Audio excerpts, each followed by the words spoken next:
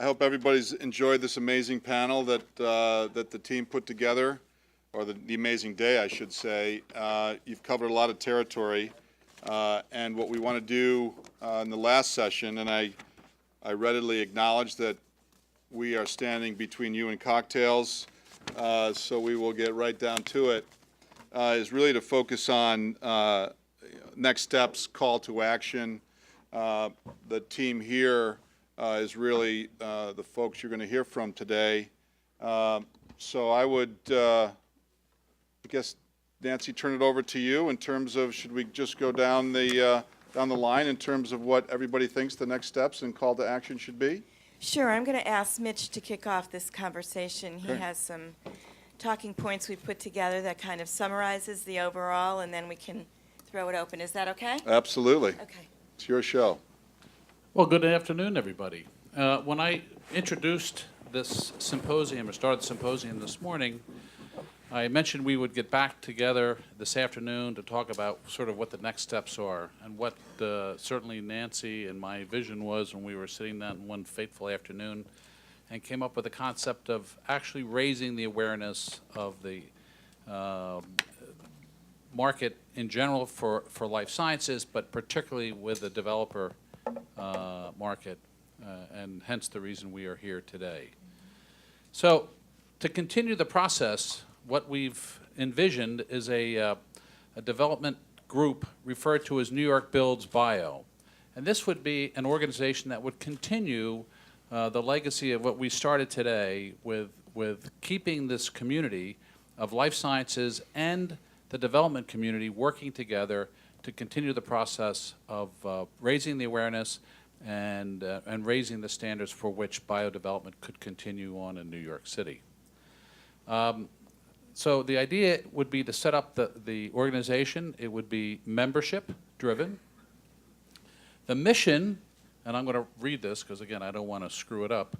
The mission that we've sort of started out with is that New York City Builds Bio is to educate and increase the visibility of the commercial life sciences opportunities to New York City's real estate development community and the burgeoning life science community to expand upon life science real estate development through research, reports, and educational programs.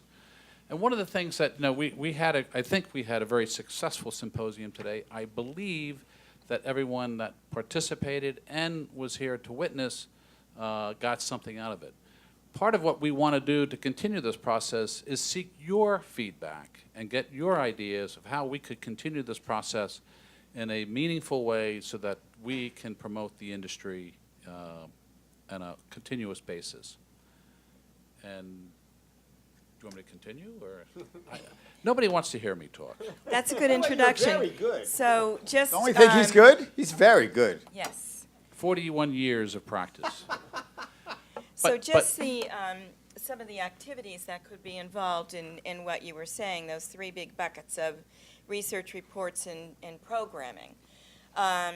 First, building a brand for the city. We really need to have a brand for real estate and life sciences that's recognizable and exciting and inspires. We heard an artist talk this morning about really how biology inspires her work, and her work is all about constructing these huge lighting installations, which is very similar to what we're talking about with life science real estate, but also to have a very vibrant online conversation that people can participate in, newsletters, an annual schedule of events where people can tune in and find out what's happening and where they can go and socialize with each other. Develop content around white papers that, around issues that need to be addressed within the city and serve as a point of element for that. Annual symposium, quarterly speakers in both the real estate and the life sciences on topics where people need to be educated further. Seminars, really serving as a clearinghouse of information. And so that was kind of the idea. I mean, the other thing that I would say, and I think it was exemplified by Lois's comment about the Stem Cell Foundation and all the work that was put into the building, and that the Conic, which is, well-respected developer, doing all kinds of things from Essex Crossing to the developer of 111 8th Avenue, didn't believe that there was necessarily enough interest to justify the risk. And we talked about, time and money, the risk, and Chris said the same thing, with respect to making the additional investment in the building in order to attract other tenants. So they finished, they have created a great space, a great use for the portion of the building, and then they decided to reinvest in the building to do, 3 or 4 additional floors, which could have been done at a much more cost-effective basis if they had had enough confidence in the size of the community and the amount of demand that there would be for the bioscience space. So it seems to me that one of the things that this could do would be to bring together both the development community and the life sciences community, so there's more communication about what the needs are and what the development community could be doing in order to satisfy those needs, and make New York a focus for that community. I mean, the development community in New York, as Mr. Gilbert as well knows, is one of the most sophisticated communities in the country and the world, and the ability to try and attract the best of the life sciences industry to New York, and the city and state have kind of made themselves evidence their interest in wanting to support those initiatives, so we can help bring all those people together in order to make New York what it should be in terms of that portion of the industry. Yeah, John, if I could just throw something in there. I co-chair the Real Estate Board Technology Committee, and we've had a lot of conversation about biotech. And what I would suggest that, and clearly working with the Real Estate Board, is let's create a database of buildings that could become life science buildings. It's clear, just like in the telecom days, we can look out the window here, we are in telco heaven. We've got 32 Thomas, 32 Avenue Americas, 111 8th, and 60 Hudson. More terabits of data running through this neighborhood than I think any other neighborhood other than Hawaii, but that's Pan-Pacific fiber. To really focus on identifying buildings that could become, with proper ownership, but that have the bones for life science, and really identify those neighborhoods and those buildings where ultimately we could make that match and bring those two communities together. I thought you'd already done that for the Rudin organization. My team out there is clapping, so they're...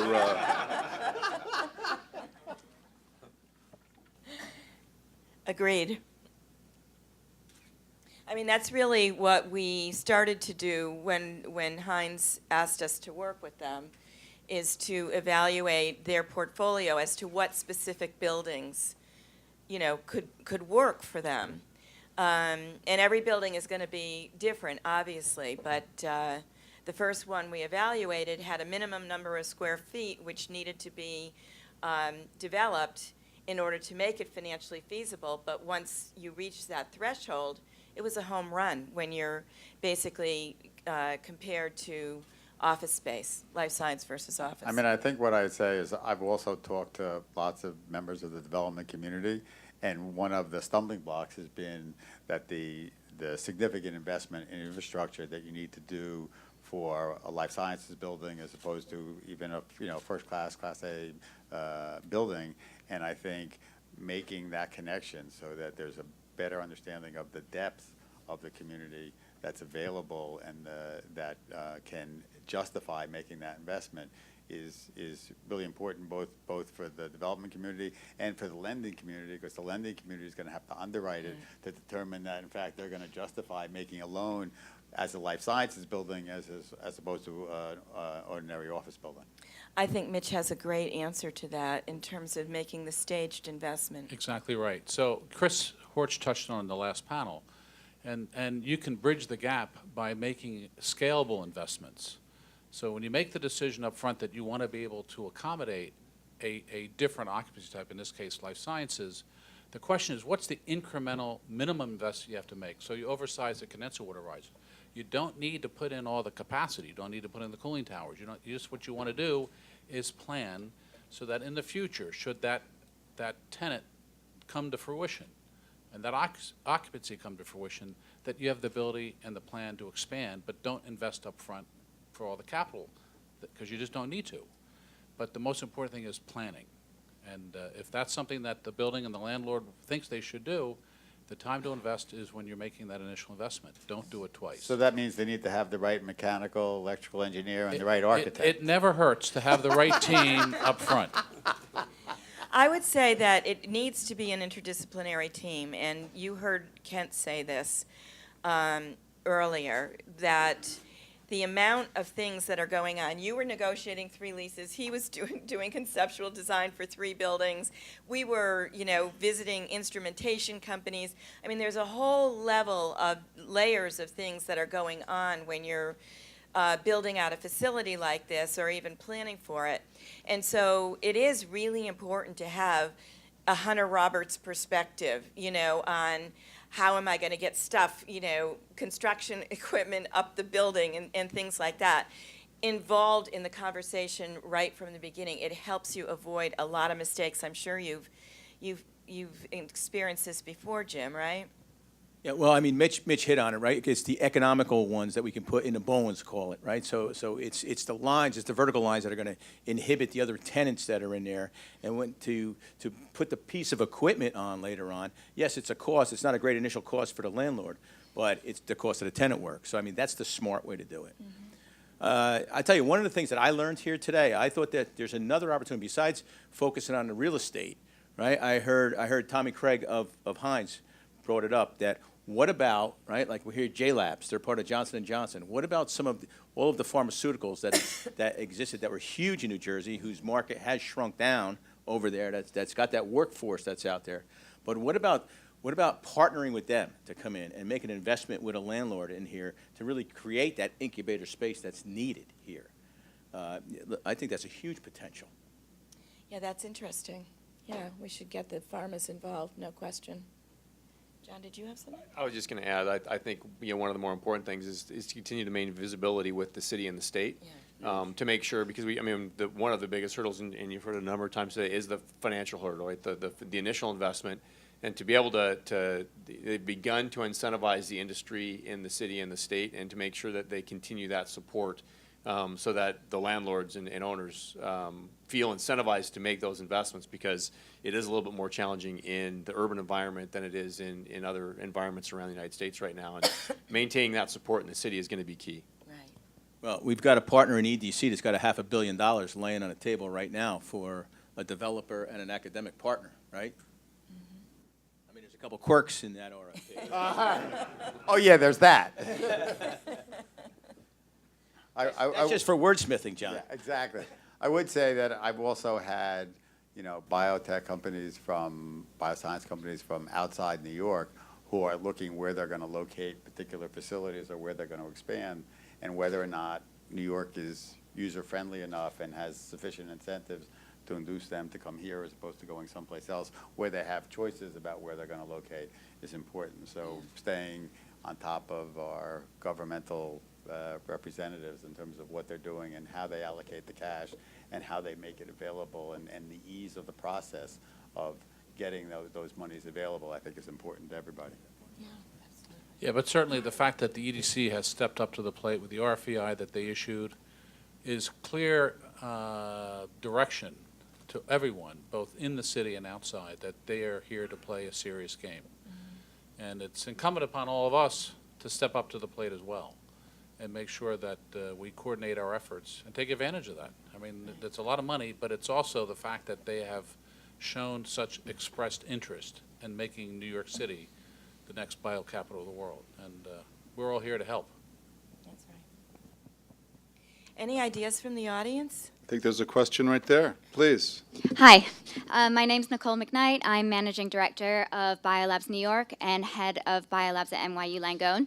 I just wanted to echo a lot of things that have come up today, but just to reiterate that between J-Labs and Launch Labs and BioLabs, we have solved the problem of incubator space. We call it co-working space, but space for companies that are 1 to 12 employees large. They come into our space, they're fully set up to start doing their experiments, they're spinning out of our amazing academic research institutions, and they are going to very quickly meet their scientific milestones, gain more venture capital investment, and grow beyond what we can hold at capacity in our facility. this happens on average in our 9 facilities across the country in 15 to 18 months.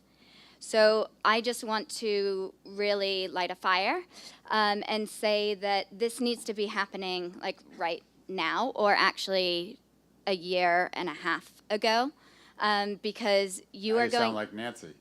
Yeah, I mean, Nancy and I, I'm doing exactly what Nancy did with the Genome Center. We've been on a similar roller coaster, and we share a lot of stories. But yeah, I, again, just want to reiterate, we're kind of beyond if you build it, they will come. These are companies that are, you can meet with them now, and they are out there looking for large space. Biolabs has developed a model where we can hold on to them in a graduation space sort of model, where we have larger private lab suites that have lab and office, and they still share some facilities. But that's only, we can only help like 6 or 7 companies that graduate from our space. So I will just be the kind of voice for this is imminent, and I've talked to a lot of developers in this room too, and I've been saying the same thing for 3 years. So I just wanted to say the time is now, and if you have any questions, I'd be happy to talk to you about what our journey has been to get 50,000 square feet at 180 Varick Street. Thank you so much. Yep. Thank you for persevering. I know, I Yeah. know that journey's been a long one. Yep.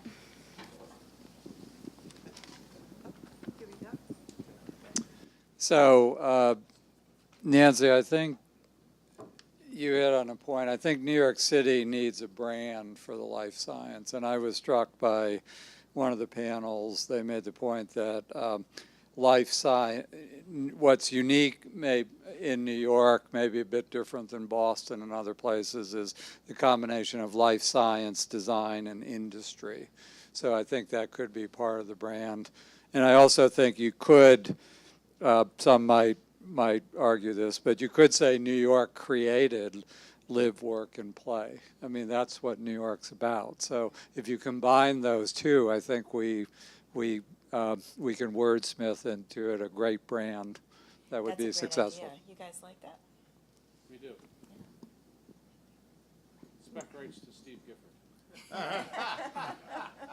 I think it's important too for the property owners who are in the room. You know, biotech, back in the day, I remember being up in Boston and looking at all the fastest companies that were, fastest growing companies, and the #1 company by far had a funny name. I said, well, what does that company do? And they said they breed mice, and the mice are then used for experiments. What's happening now in terms of the modeling and the ability to use computing power ultimately to cut the wet lab processes, that time frame much shorter, is absolutely amazing. And so in terms of part of the branding, I think it's not only live, play, work, but it's also connect. It's the ability to get those big pipes and then ultimately attach really, really intelligent software to those big pipes. So if there's any type of collaborative computing going on, whether it's in the United States or the other side of the world, that we've got those pipes that ultimately can connect us all. So if you accept that amendment, I'll offer it up. There you go. Anybody else? Well, on behalf of the steering committee, unless anybody else has anything to add, thank you all. It's been an amazing day, and I hope everybody enjoyed it.